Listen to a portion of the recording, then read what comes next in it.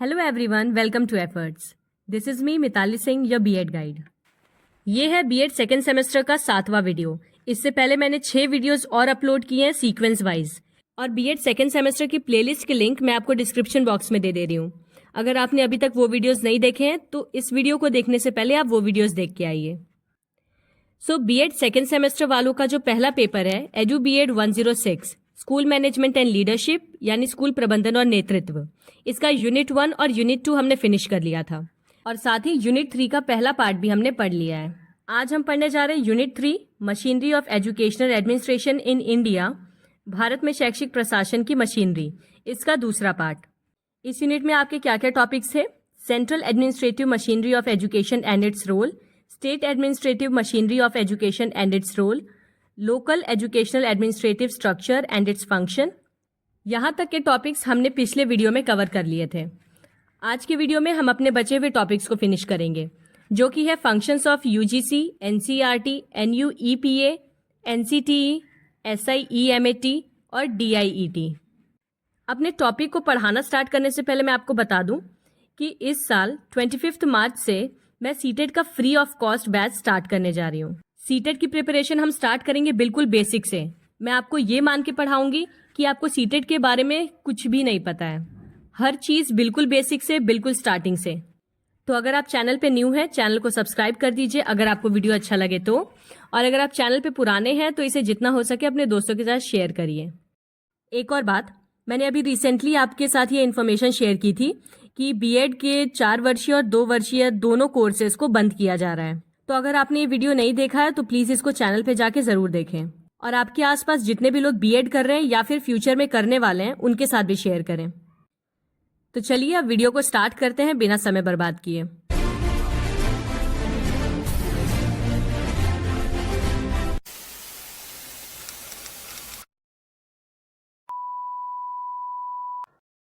मैं शॉर्ट में आपको सबका इंट्रोडक्शन और फिर उनके फंक्शंस बताते हुए चलूंगी।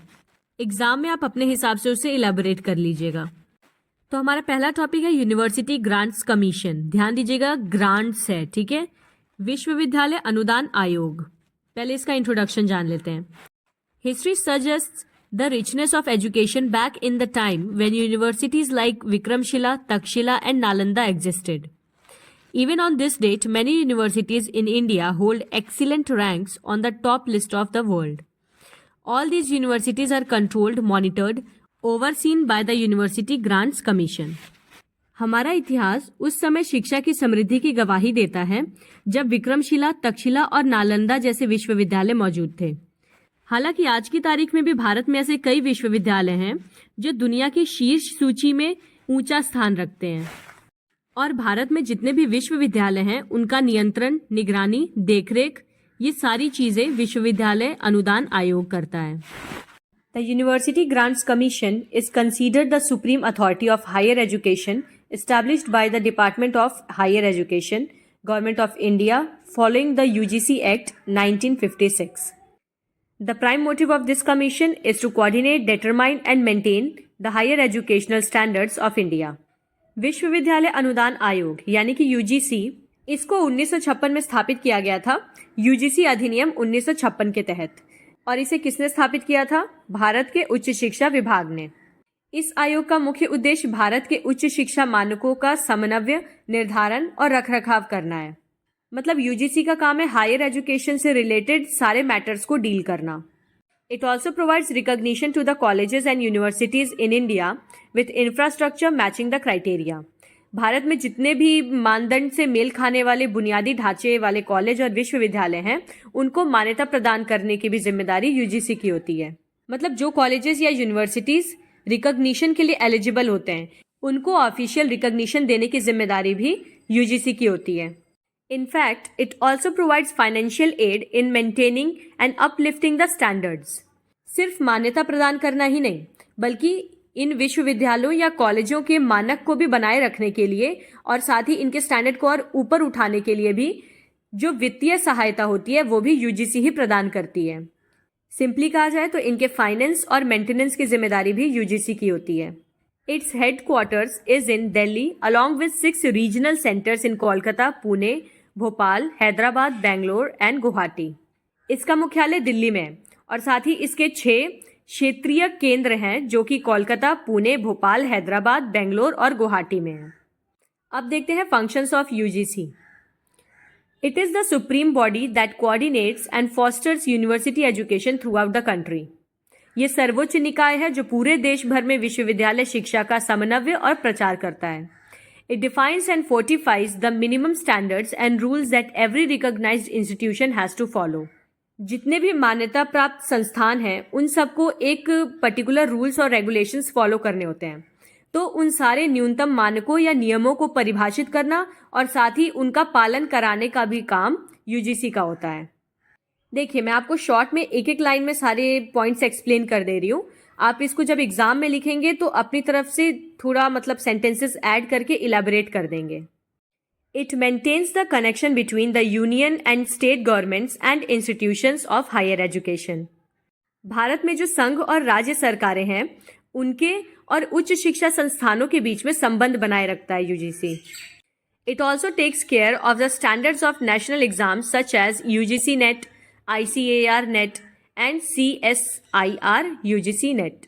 जितने भी ऐसे एग्जाम्स होते हैं UGC NET, ICAR NET, CSIR UGC NET, ऐसे राष्ट्रीय परीक्षाओं के मानकों का भी ख्याल यूजीसी ही रखता है। It allocates and disburses funds to specific universities and colleges for the betterment of the educational infrastructure.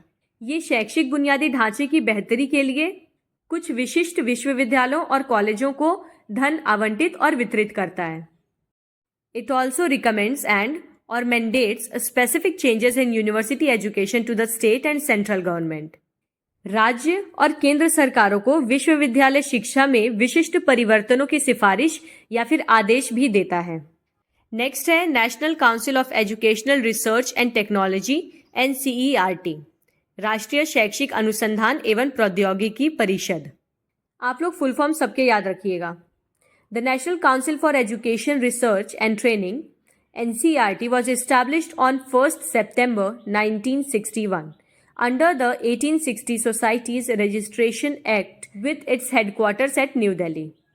राष्ट्रीय शिक्षा अनुसंधान और प्रशिक्षण परिषद यानी NCERT की स्थापना 1 सितंबर 1961 को 1860 सोसाइटी पंजीकरण अधिनियम के तहत नई दिल्ली में मुख्यालय के साथ की गई थी। तो अभी तक हमने जाना कि NCERT और UGC दोनों के हेडक्वार्टर्स न्यू दिल्ली में हैं।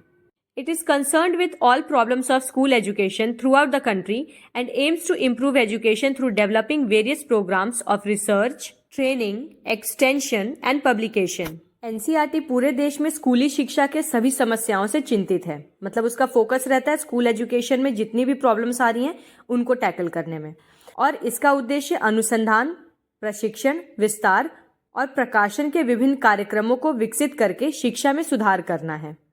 It is fully financed by the union ministry of human resource development. It inspires research programmes at all the educational branches for their qualitative development and plans and develops research programmes. ये पूरी तरह से केंद्रीय मानव संसाधन विकास मंत्रालय द्वारा वित्त पोषित है। मतलब MHRD इससे फाइनेंस करती है। ये सभी शैक्षिक शाखाओं के गुणात्मक विकास के लिए अनुसंधान कार्यक्रमों को प्रेरित करता है और अनुसंधान कार्यक्रमों की योजना बनाता है तथा उनका विकास करता है। Functions of NCERT: it promotes and coordinates research in all the branches of education. मतलब एजुकेशन के जितनी भी ब्रांचेस हैं उन सब में रिसर्च को प्रमोट करता है। ये मतलब अनुसंधान को बढ़ावा देता है। It improves new trends and techniques in school education. ये स्कूली शिक्षा के नए रुझानों और तकनीकों में सुधार करता है। NCERT acts as clearing house for all the ideas and matters of school education. NCERT स्कूली शिक्षा के सभी विचारों और मामलों के लिए क्लियरिंग हाउस के रूप में काम करता है। क्लियरिंग हाउस से मतलब है कि सारे मैटर्स और आइडियाज को क्लियरली एक्सप्लेन करना। Undertake studies, investigation and surveys relating to school education. स्कूली शिक्षा से संबंधित जितने भी अध्ययन है, जांच है या सर्वेक्षण है वो करना भी NCERT का काम है। Work in cooperation with educational departments in different states and universities. NCERT विभिन्न राज्यों और विश्वविद्यालयों में शैक्षिक विभागों के सहयोग से कार्य करता है। NCERT publishes books, journals and other literature and make them available to the public. Even आपको पता होगा कि एनसीईआरटी पुस्तकें, पत्रिका और अन्य साहित्य को भी प्रकाशित करता है। आपने एनसीईआरटी की बुक्स पढ़ी होंगी। तो एनसीईआरटी बुक्स को पब्लिश करती है और उन्हें जनता के लिए उपलब्ध कराती है। नेक्स्ट है national university of educational planning and administration, NUEPA, राष्ट्रीय शैक्षिक योजना एवं प्रशासन विश्वविद्यालय। इसका परिचय देखते हैं। The NUEPA is the national apex institution in the field of educational planning and administration. In 1962, the UNESCO established the Asian Regional Center for Educational Planners and Administrators, which later became the Asian Institute of Education Planning and Administration in 1965. NUEPA शैक्षिक योजना और प्रशासन के क्षेत्र में राष्ट्रीय सर्वोच्च संस्थान है। 1962 में यूनेस्को ने शैक्षिक योजनाकारों और प्रशासकों के लिए एशियाई क्षेत्रीय केंद्र की स्थापना की थी, जो बाद में 1965 में जाके एशियाई शिक्षा योजना और प्रशासन संस्थान बन गया। NUEPA की हिस्ट्री थोड़ी सी कॉम्प्लिकेटेड है, इसलिए इसे ध्यान से समझिएगा। After 4 years of its existence, it was taken over by the government of India and renamed as the national staff for educational planners and administrators, यानी NSEPA। इसकी शुरुआत 1962 में हुई थी, जब यूनेस्को ने एक एशियन रीजनल सेंटर स्टैब्लिश किया था। फिर 1965 में उसका नाम बदल दिया गया और उसके बाद 1966 में जो पूरे एशिया रीजन के लिए सेंटर बनाया गया था, उसको अकेले इंडिया ने टेक ओवर कर लिया, मतलब अपने अधिकार में ले लिया, और इसका नाम बदलकर national staff for educational planners and administrators यानी कि NSEPA रख दिया। Subsequently, with the increased roles and functions of the National College, it was again renamed as the NIEPA in 1979. But in August 2006, it was named as NUEPA. इसके बाद national college की बढ़ती भूमिका और कार्यों के साथ 1979 में इसका नाम बदलकर NIEPA रख दिया गया और फिर फाइनली 2006 में इसका नाम पड़ा NUEPA। मतलब इस्टेब्लिश हुआ 1962 में, फिर इसका नाम बदला गया एक बार 1965 में, दोबारा फिर जब इंडिया ने इसे टेक ओवर कर लिया तो इसका नाम बदला गया 1966 में, और फिर 1979 में इसका एक बार और नाम बदला गया, और फाइनली अब जो इसका प्रेजेंट में नेम है वो नाम रखा गया अगस्त 2006 में। NUEPA is an autonomous body established by the ministry of human resource development, government of India. It is a prime organization dealing with capacity building and research in planning and management of education, not only in India but also in South Asia. Like any other central university, NUEPA is fully maintained by Government of India. NCERT की तरह ही NUEPA को भी भारत सरकार के मानव संसाधन विकास मंत्रालय द्वारा ही स्थापित किया गया है। ये न केवल भारत में बल्कि दक्षिण एशिया में भी शिक्षा की योजना और प्रबंधन में क्षमता निर्माण और अनुसंधान से संबंधित एक प्रमुख संगठन है, क्योंकि जैसा कि आपको पता है कि यूनेस्को ने इसे एशिया के लिए ही स्टैब्लिश किया था। किसी भी दूसरे केंद्रीय विश्वविद्यालय की तरह ही NUEPA का भी रखरखाव पूरी तरह से भारत सरकार द्वारा ही किया जाता है। अब देखते हैं functions of NUEPA। It organises pre service and in service training programme in the area of educational planning and administration, यानी ये शैक्षिक योजना और प्रशासन के क्षेत्र में सेवा पूर्व और सेवाकालीन प्रशिक्षण कार्यक्रम आयोजित करता है। प्री सर्विस से मतलब है जो लोग अभी काम नहीं कर रहे हैं, ट्रेनिंग ले रहे हैं बस, और इन सर्विस से मतलब है जो लोग काम करने के दौरान ही ट्रेनिंग ले रहे हैं। It promotes and coordinate research in various aspects of educational planning and administration and allied disciplines. ये शैक्षिक योजना और प्रशासन को बढ़ावा देता है और साथ ही ये अलग अलग विषयों में अनुसंधान यानी रिसर्च को भी बढ़ावा देता है। It provides academic and professional guidance to agencies and institutions regarding planning and administration. ये योजना और प्रशासन के संबंध में एजेंसी और संस्थानों को शैक्षणिक और व्यावसायिक मार्गदर्शन प्रदान करता है। It offers PhD course and awards degrees in educational planning, finance, comparative education, school education and higher education. मतलब साथ में ये PhD की डिग्री भी देता है। शैक्षिक योजना, वित्त, तुलनात्मक शिक्षा, स्कूली शिक्षा, उच्च शिक्षा, इन सब फील्ड्स में भी डिग्री प्रदान करता है। It acts as a clearing house of ideas and information on research, training and extension in educational planning. ये शैक्षिक योजना में अनुसंधान, प्रशिक्षण और विस्तार पर विचारों और सूचनाओं के समाशोधन गृह के रूप में कार्य करता है। मतलब नए नए आइडियाज बताता है रिसर्च के फील्ड में और ट्रेनिंग के फील्ड में। It prepares, prints and publishes papers, periodicals and books, especially brings out a journal on educational planning and administration. ये पत्र पत्रिकाओं और पुस्तकों को तैयार करता है, मुद्रित और प्रकाशित करता है और विशेष रूप से शैक्षिक योजना और प्रशासन पर एक जर्नल भी निकालता है। बेसिकली इसका काम क्या है? स्कूल रिसर्च के लिए, ट्रेनिंग के लिए या फिर स्कूल एडमिनिस्ट्रेशन के लिए गाइडेंस देना। अब बारी है national council for teacher education NCTE की, जो कि भारत में टीचर एजुकेशन से रिलेटेड सारे डिसीजंस लेता है। राष्ट्रीय अध्यापक शिक्षा परिषद इसे कहते हैं हिंदी में। NCTE stands for National Council for Teacher Education and is a central body that manages the development of the education of teachers. It also plays a significant role in the designing of the curriculum and evaluation of the education system for particular teachers. Apart from that, it builds and establishes standard norms for the development of the infrastructure and the minimum qualification essential for an individual to become an educator in the schools and colleges. तो NCTE का पूरा नाम है national council for teacher education और ये एक केंद्रीय निकाय है। मतलब केंद्र सरकार द्वारा चलाई जाने वाली संस्था जो कि शिक्षकों की शिक्षा के विकास का प्रबंधन करती है। इंडिया में टीचर्स के लिए जितने भी फैसले आते हैं वो सब NCTE ही लेकर आता है। ये पाठ्यक्रम के डिजाइन और विशेष शिक्षकों की शिक्षा प्रणाली के मूल्यांकन में भी महत्वपूर्ण भूमिका निभाता है। इसके अलावा ये बुनियादी ढांचे के विकास और किसी व्यक्ति के लिए स्कूल और कॉलेजों में शिक्षक बनने के लिए जो भी आवश्यक न्यूनतम योग्यता है उसके लिए मानक मानदंड को बनाता है और स्थापित करता है। मतलब आपके जो भी एलिजिबिलिटी क्राइटेरियाज हैं एक टीचर बनने के लिए वो सारे क्राइटेरिया भी NCTE ही डिसाइड करता है। The councils one of the provisional bodies of the Indian government and under the 1993 Act, it started to focus on the procedures, standards and processes of teachers' education in India. The Secretariat of the National Council for Teacher Education Council is located in the NCERT and also the headquarters of this is located in New Delhi. ये परिषद भारत सरकार के अनंतिम निकायों में से एक है और 1993 के अधिनियम के तहत इसने भारत में शिक्षक शिक्षा की प्रक्रियाओं, मानकों और प्रशिक्षणों पर ध्यान केंद्रित करना शुरू किया। राष्ट्रीय अध्यापक शिक्षा परिषद का सचिवालय NCERT में स्थित है और इसका मुख्यालय भी नई दिल्ली में ही है। मतलब ये बॉडी भी NCERT के अंडर ही आती है, बस डिफरेंस ये है कि NCERT स्टूडेंट्स एजुकेशन के लिए फोकस्ड है और NCTE टीचर्स एजुकेशन पे फोकस्ड है। अब देखते हैं फंक्शंस ऑफ NCTE। NCTE के क्या कार्य होते हैं? It provides guidelines in regards to tuition fees and other fees chargeable by recognized institutions. ये मान्यता प्राप्त संस्थानों द्वारा ली जाने वाली जो ट्यूशन फीस है या जितने भी अन्य शुल्क हैं जो भी एक संस्था या इंस्टीट्यूशन अपने स्टूडेंट से ले रहा है उसको दिशा निर्देश प्रदान करता है।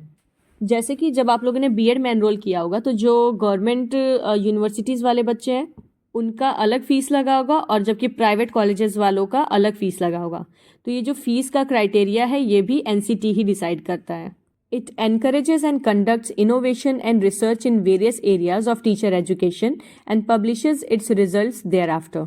ये शिक्षक शिक्षा के विभिन्न क्षेत्रों में नवाचार और अनुसंधान को प्रोत्साहित करता है और साथ ही संचालित भी करता है, फिर उसके बाद अपने परिणामों को प्रकाशित करता है। The Council examines and reviews periodically the implementation of the norms, guidelines and standards laid down by the Council and suitably advises the recognized institution. NCTE जो परिषद है ये समय समय पर जो केंद्र सरकार परिषद है उसके द्वारा निर्धारित किए गए मानदंडों, दिशा निर्देशों और मानकों के कामकाज की जांच करता है और उसकी समीक्षा करता है और साथ में मान्यता प्राप्त संस्थानों को उचित सलाह भी देता है इसके बारे में। मतलब अगर सेंटर गवर्नमेंट ने किसी भी तरह का रूल रेगुलेशन लाया तो उसके बारे में इंस्टीट्यूशंस को सलाह देना या समझाना ये NCTE का काम है। The council takes all necessary actions and steps to prevent the commercialisation of teacher education. परिषद शिक्षक शिक्षा के व्यावसायीकरण को रोकने के लिए सभी आवश्यक कार्रवाई और कदम उठाती है।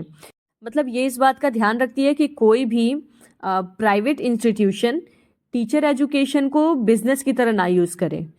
It also facilitates a suitable performance appraisal system norms and mechanism to enforce accountability on recognized institutions. जितने भी मान्यता प्राप्त संस्थान हैं जो टीचर एजुकेशन दे रहे हैं, उन पर जवाबदेही लागू करने के लिए एक उपयुक्त प्रदर्शन मूल्यांकन प्रणाली, मानदंड और तंत्र की सुविधा भी प्रदान करती है।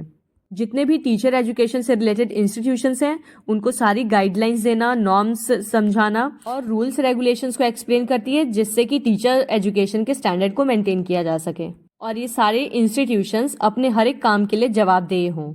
Means they can't take any decision on their own other than the guidelines provided by the NCTE. The council manages and conducts surveys and studies that explore various aspects of teacher education and also publishes their results. शिक्षक शिक्षा के विभिन्न पहलुओं का पता लगाने के लिए परिषद उन सारे सर्वेक्षणों और अध्ययनों का प्रबंध करती है और उन्हें संचालित भी करती है और उनके परिणामों को भी प्रकाशित करती है। मतलब टीचर एजुकेशन वाले इंस्टीट्यूशंस का सर्वे लेना, उनको एनालाइज करना, इवेल्युएट करना और फिर उनका रिजल्ट देना, ये सारी चीज़ें NCTE करती है। नेक्स्ट है state institute of educational management and training, SIEMAT। SIEMAT यानी कि state institutes of educational management and training were initially established in DPEP states but later expanded to other states as a part of India's flagship program towards achieving the goal of universal elementary education, that is Sarv Shiksha Abhiyan program launched in 2000 और 2001। शुरुआत में क्या हुआ था कि cement राज्य शैक्षिक प्रबंधन और प्रशिक्षण संस्थान केवल DPEP राज्यों में ही स्थापित किए गए थे, लेकिन बाद में इसे सार्वभौमिक प्रारंभिक शिक्षा के लक्ष्य को प्राप्त करने के लिए भारत के प्रमुख कार्यक्रम के एक हिस्से के रूप में बाकी के राज्यों में भी स्थापित कर दिया गया। मतलब शुरुआत में इसे केवल उन राज्यों में ही स्थापित किया गया था जहां पे DPEP यानी कि डिस्ट्रिक्ट प्राइमरी एजुकेशन प्रोग्राम चालू किया जाना था, लेकिन बाद में जब यूनिवर्सलाइजेशन ऑफ प्राइमरी एजुकेशन के तहत जब सर्व शिक्षा अभियान आया तो उसके बाद इसको बाकी सारे राज्यों में भी स्थापित कर दिया गया। सर्व शिक्षा अभियान या यूनिवर्सलाइजेशन ऑफ एलिमेंट्री एजुकेशन का मतलब है कि जो प्राइमरी एजुकेशन है वो सभी बच्चे को मुफ्त मिलनी चाहिए। It was envisaged to set up one CMAT in each state on the lines of the National Institute of Educational Planning and Administration, NIEPA. On the lines of state institutes of educational research and training in the states like NCERT, states were provided a sum of rupees 30 million to establish CMAT as an autonomous institution.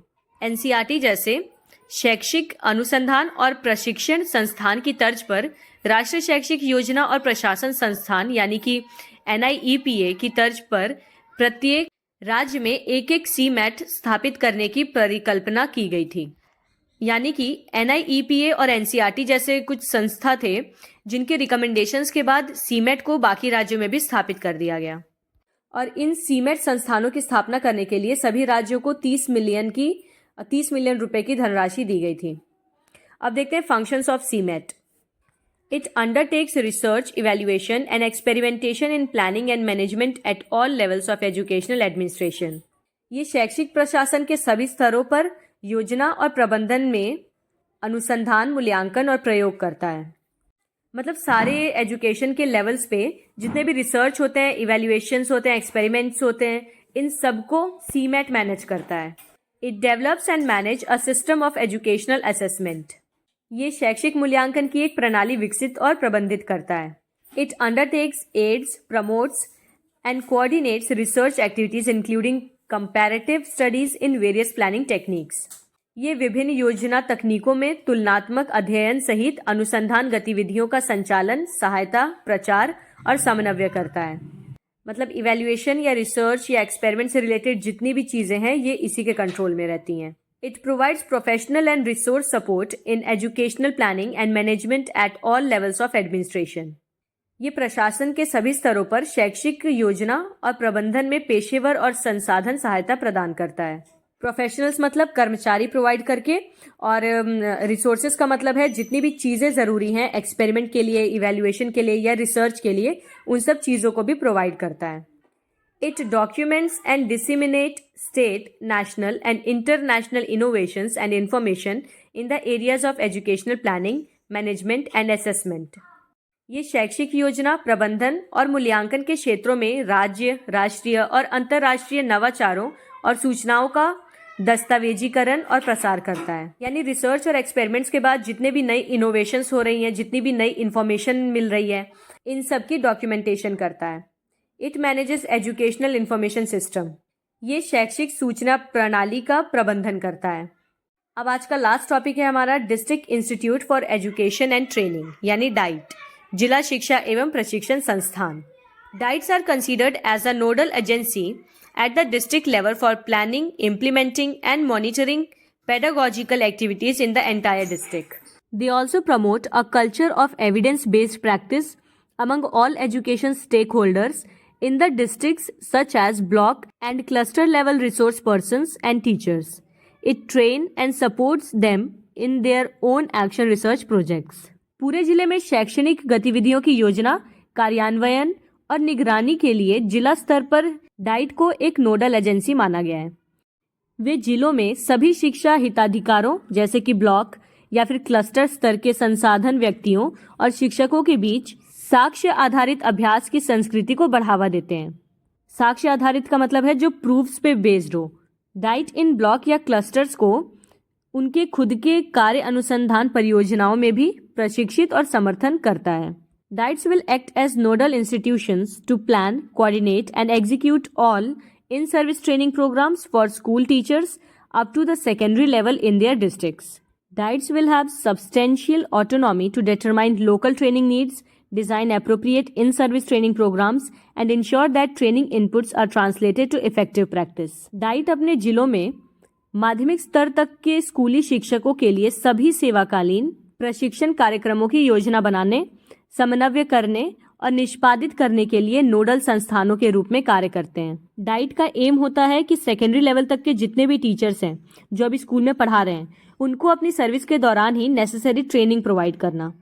Diet के पास स्थानीय प्रशिक्षण आवश्यकताओं को निर्धारित करने, उचित सेवाकालीन प्रशिक्षण कार्यक्रम डिजाइन करने और ये सुनिश्चित करने के लिए पर्याप्त स्वायत्तता होती है कि प्रशिक्षण इनपुट को प्रभावी अभ्यास में अनुवादित किया जाए। कहने का मतलब ये है कि टीचर्स को जितनी भी चीज़ें ट्रेनिंग के दौरान सिखाई गई हैं वो उनका इस्तेमाल रियल क्लासरूम में भी कर रहे हैं या नहीं, ये चीज़ का भी ध्यान रखना डाइट का काम है। Now let's see what are the functions of DIET. It plans short term training programmes for teachers of elementary schools of the district after ascertaining the needs of the teachers. ये शिक्षकों की ज़रूरतों का पता लगाने के बाद जिले के प्रारंभिक विद्यालयों के शिक्षकों के लिए अल्पकालिक प्रशिक्षण कार्यक्रम की योजना बनाता है। मतलब पढ़ाते समय क्लासरूम में टीचर्स को जो भी प्रॉब्लम आ रही है उनका पता लगाता है और उनके लिए शॉर्ट टर्म ट्रेनिंग प्रोग्राम्स तैयार करता है। It conducts training programmes for the teachers, BRC and CRC coordinators and school inspectors.